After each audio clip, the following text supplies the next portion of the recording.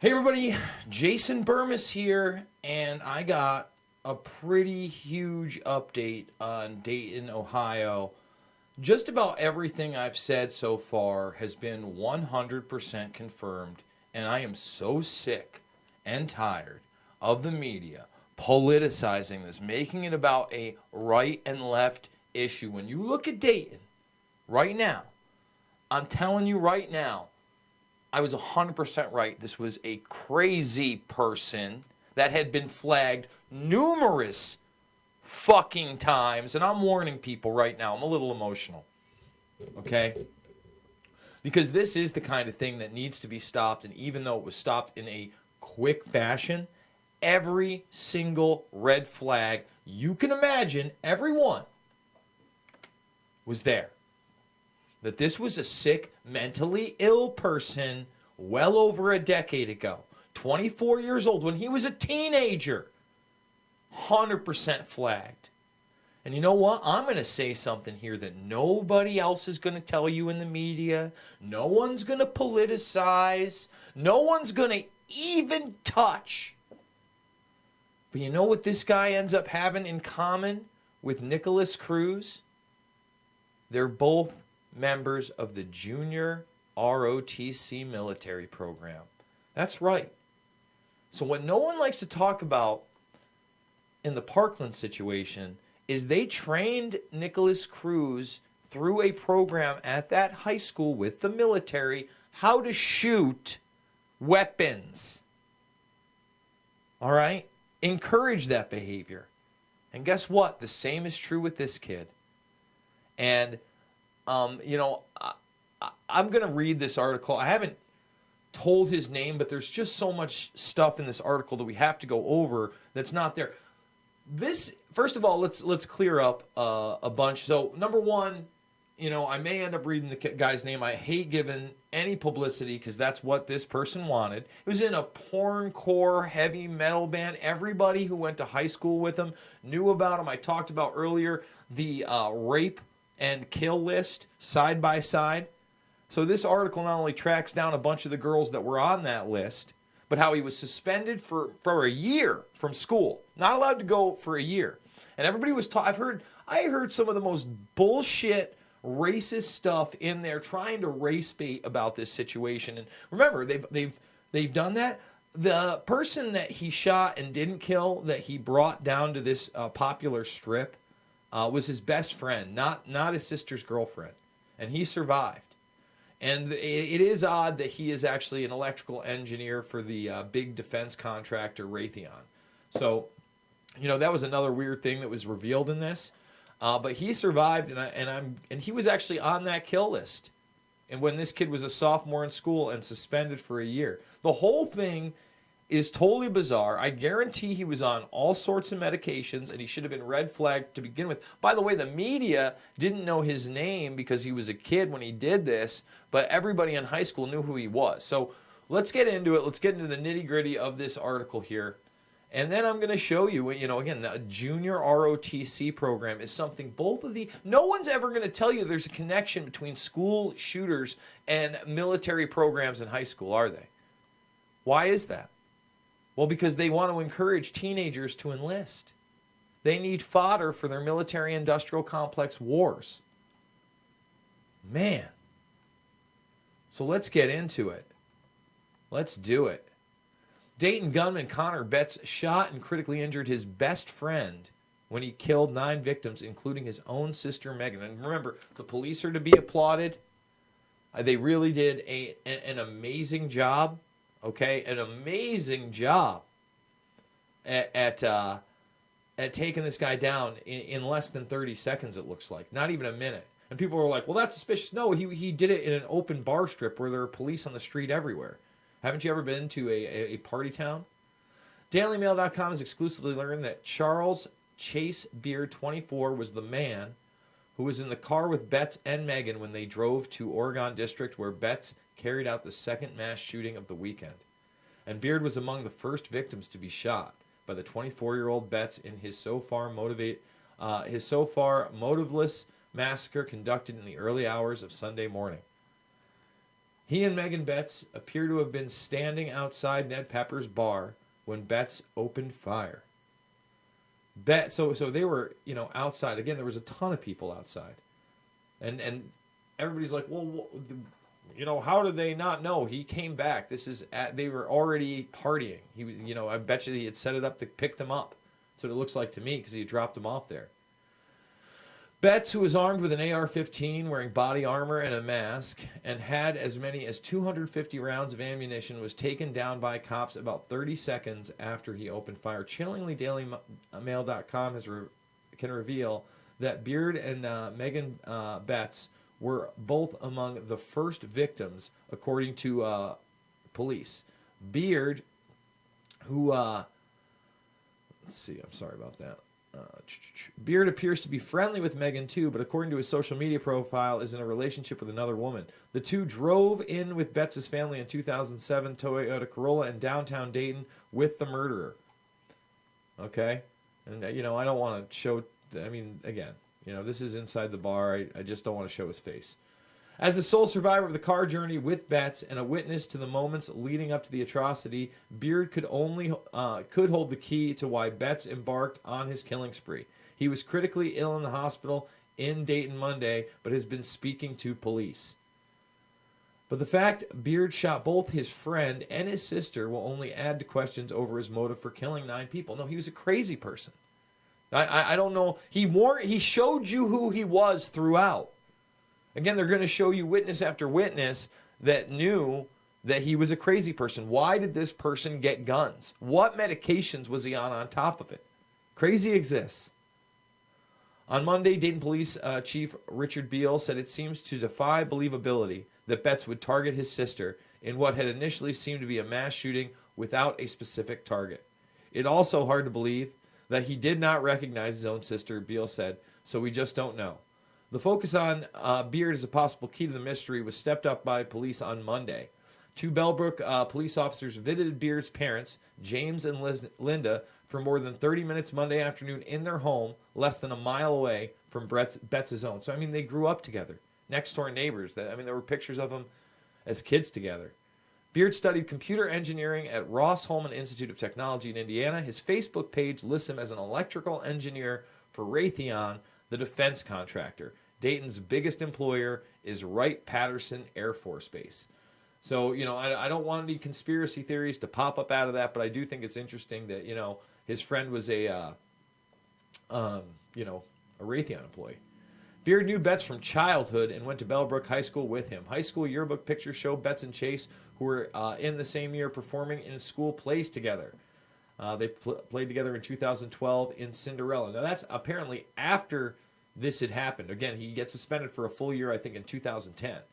And there are numerous images of them together on Beard's social media. The young men's closeness only seems to be confirmed by a Bellbrook police report. So I think he gets a DUI at one point in 2016, and the passenger was Beard, and he was allowed to go. So, yeah, there they are together. I'm just going to go with it quick. That's the high school they went together. That's the family. That's his sister that he killed. Sick shit.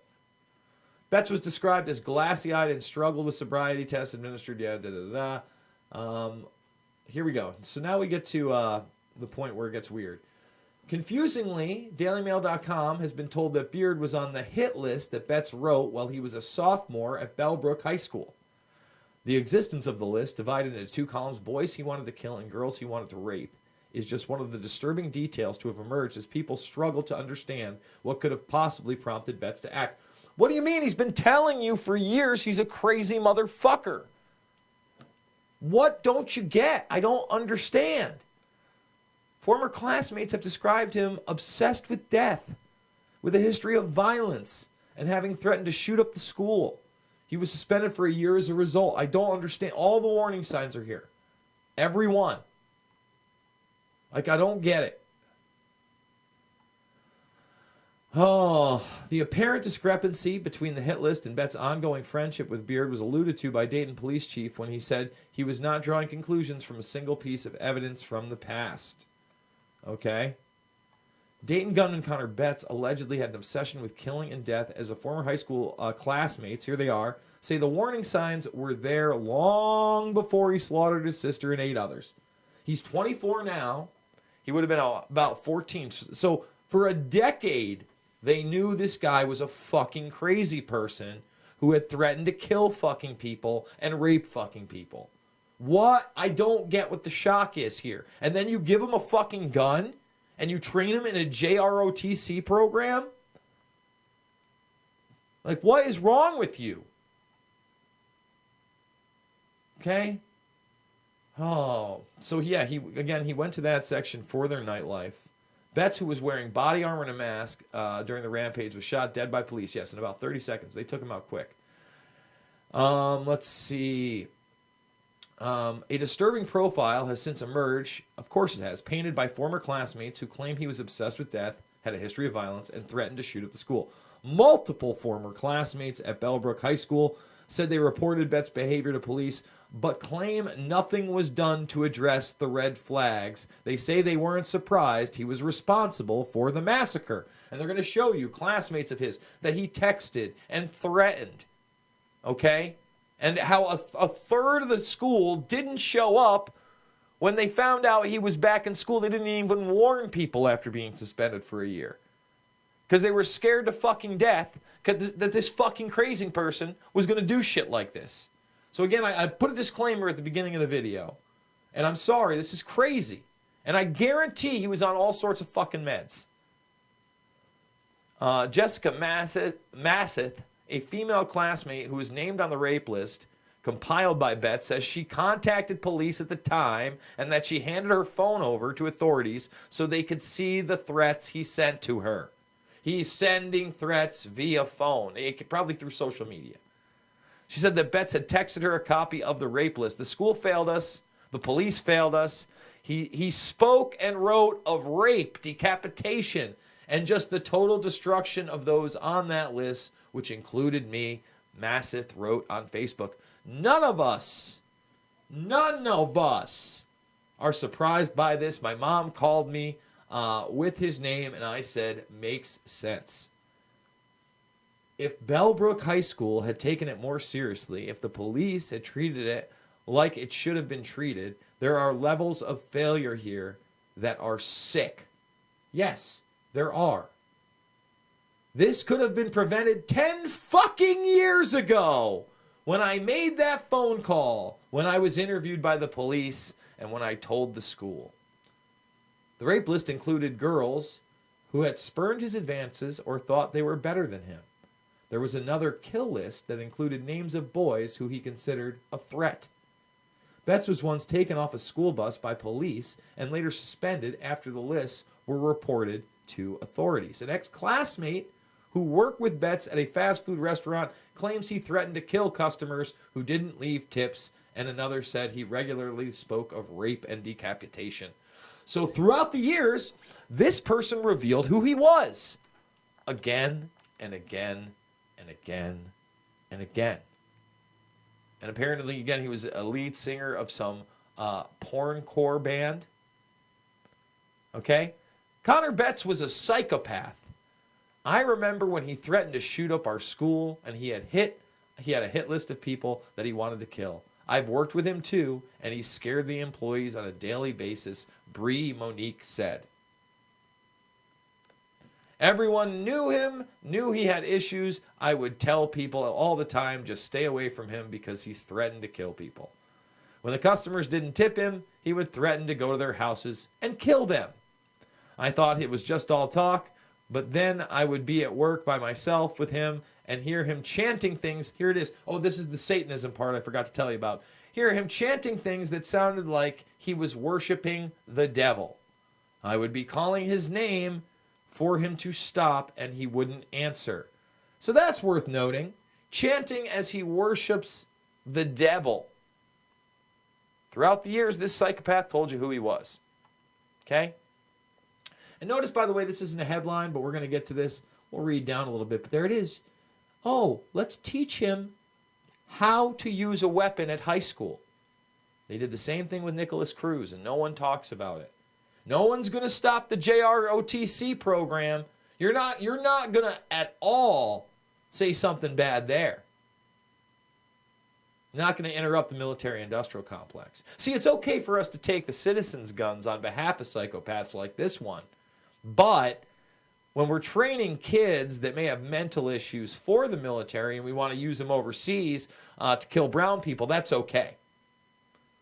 Another woman, here's a third person, another woman who didn't want to be identified, but those whose name was on the rape list recalls receiving a phone call from police during her freshman year to tell her that she was included on a list of potential targets. So, yeah, this person wasn't even really interacting, and then found out via the police that she was on the rape list. The officer said he wouldn't be at school for a while, she said, but after some time passed, he was back, walking the halls. They didn't give us any warning that he was returning to the school. Bellbrook, Sugar Creek schools officials have declined to comment about the lists and only confirmed that Betts attended school in the district. The discovery of the hit list in early 2010. So like I said, almost a decade ago.